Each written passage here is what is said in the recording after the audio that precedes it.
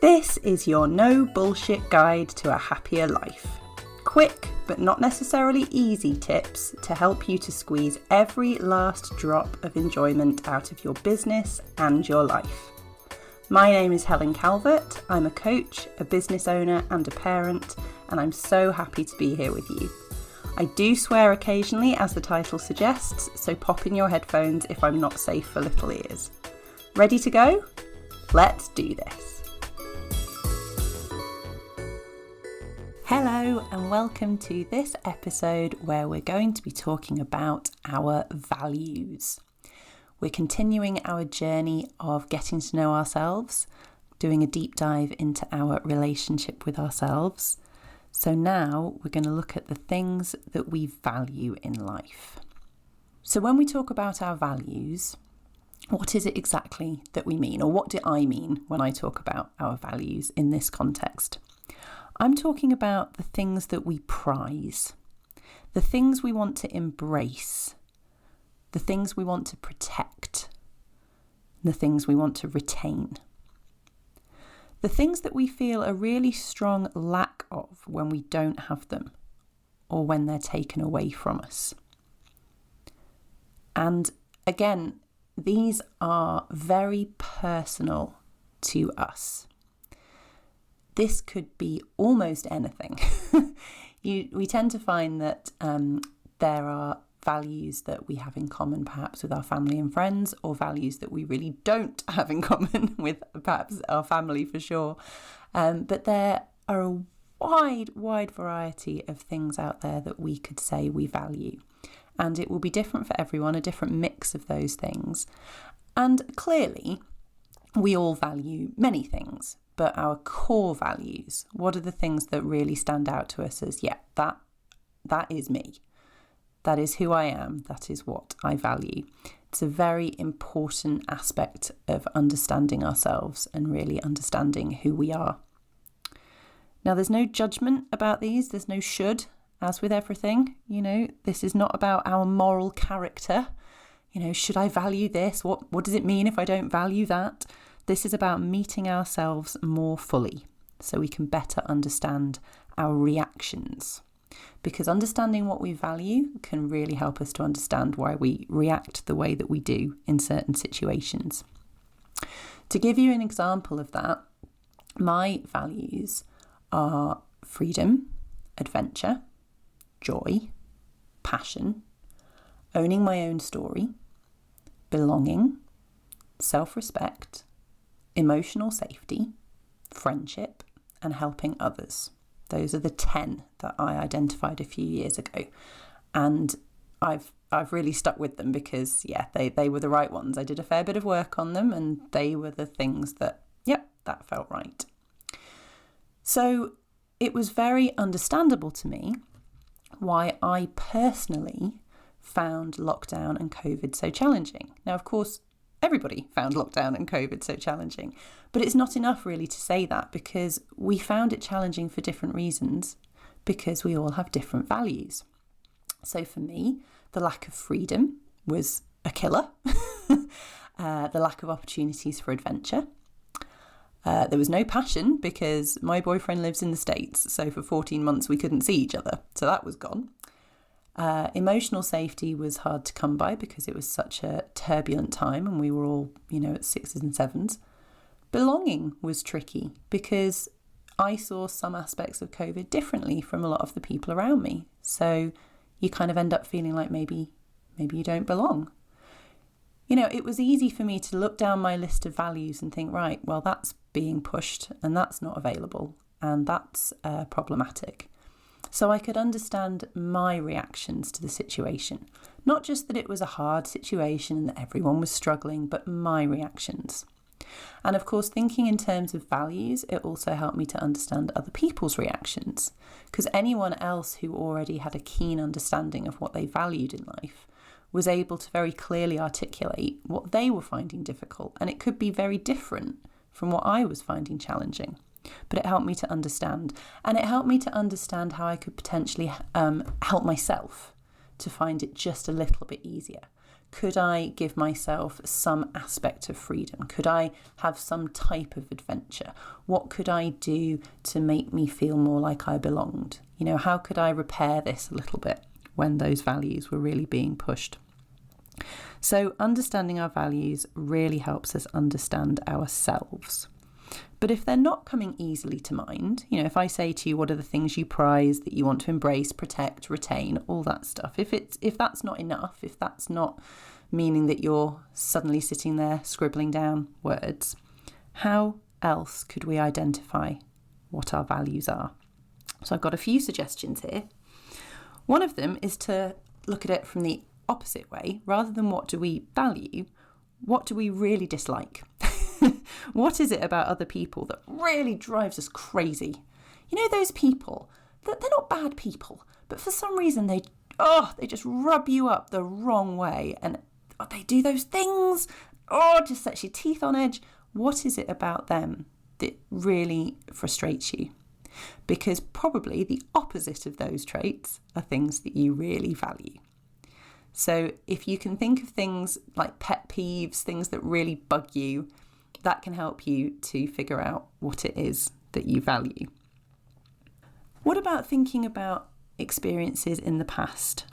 A time when you were living in your values. So everything felt aligned, everything was going well, it all felt like, everything is hunky-dory. At that time in your life, if you can think back, what was it that you had? And I'm being deliberately oblique here because, it could be material things, it could be emotional things, it could be people, it could be anything. It could be that you were in a particular type of environment, in a particular country. But what was it that you had?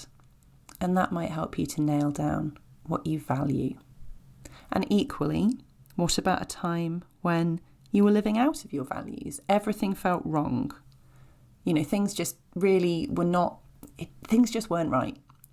What was missing from your life during that time? Because that can help you to identify perhaps what it is that you value. Maybe it's the stories that you tell from your childhood. We all have those stories that we find ourselves telling everyone. It's like, I'm telling this anecdote again, or I've probably told you this before, but those stories that always come up.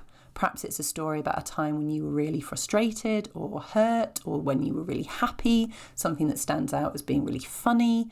But those stories that we tell over and over again, those tell us something. Because, childhood lasted for, 10 to 20 years, but we have just a handful of stories that always stand out.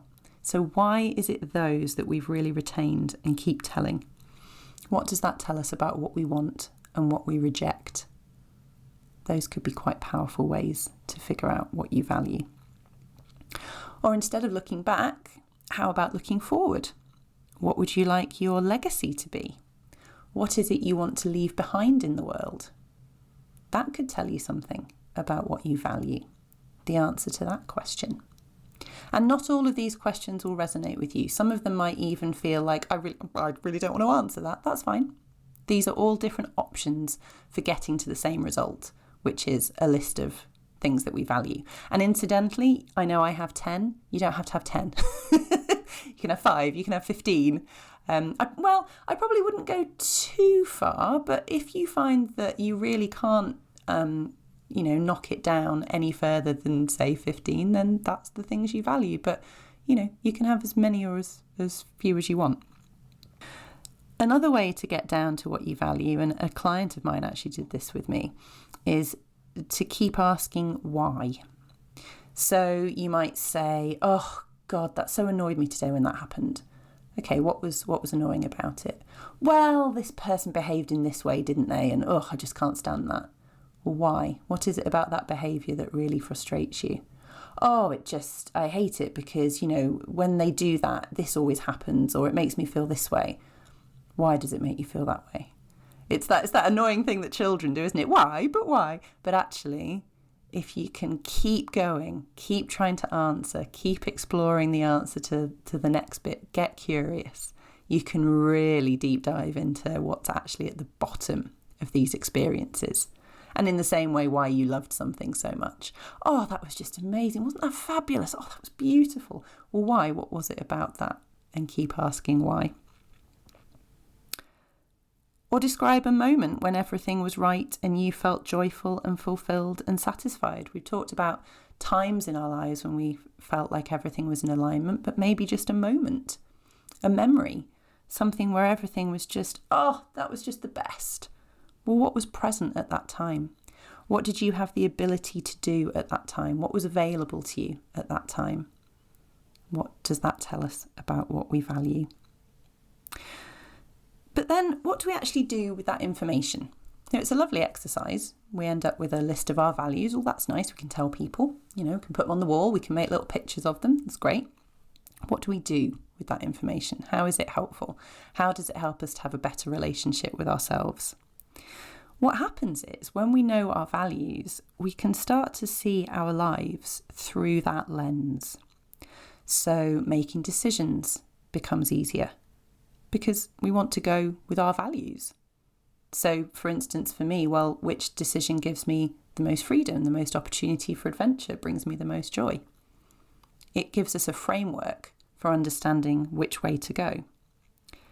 It helps us to understand who we want to invite into our lives, because we want people in our lives who either align with our values or who at least don't actively undermine them.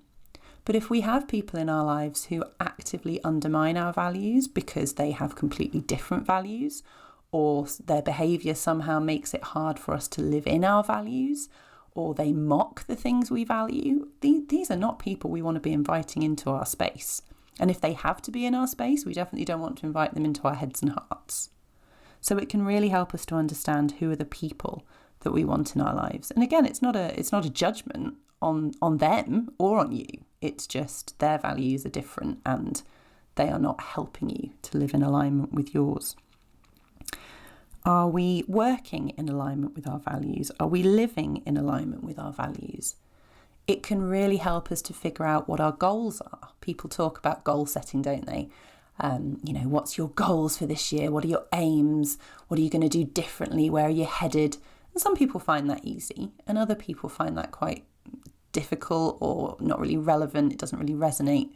But once we know what we value, well, straight away we know what our goals are, because our goals are to get more of what we value. So if money is a value, well, our goal is to get more money. If travel is a value, well, our goal is to travel more. If friendship is a value, our goal is to see our friends more.